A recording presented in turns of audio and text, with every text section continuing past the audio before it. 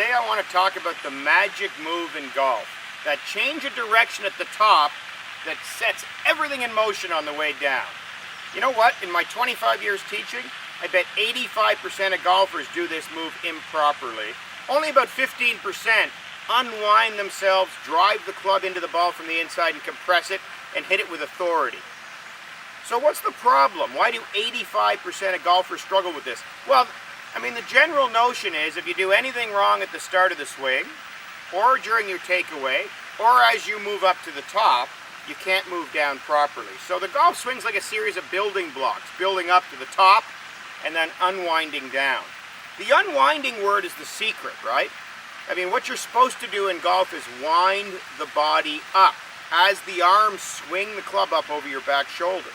This is the way it works. The body sort of winds from the top. The upper body turns over the lower body. And John Jacobs, great European coach from years ago, used to say that you wind the upper body above a resisting lower body.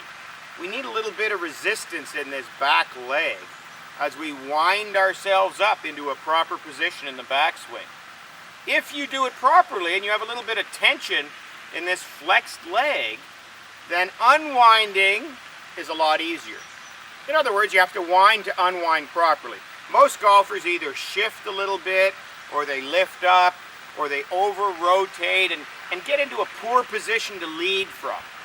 So my general statement, you wind up from the top down, we unwind from the bottom up. So the lower body kind of gets us unwinding. Now what starts the downswing? What starts that move? A lot of people ask that question. I don't even really want to answer that question.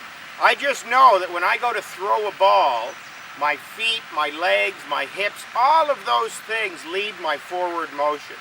Hogan used to talk about the hips. Nicholas used to talk about rolling the ankles a little bit. Whatever it is, just understand, if you're not wound up with pressure, you can't unwind properly. All right? One thing I'd like to leave you with. Think of the idea of your legs kind of being syrupy or as your oily shock absorbers. And what they're doing is they're guiding you forward. So your legs are dynamic, your lower body is unwinding out of the pressure, and the club is guided to the inside. In our next few videos, we're going to talk about what the arms do in the downswing, what the head does in the downswing, what the legs do in the downswing. But just understand, wind up and unwind.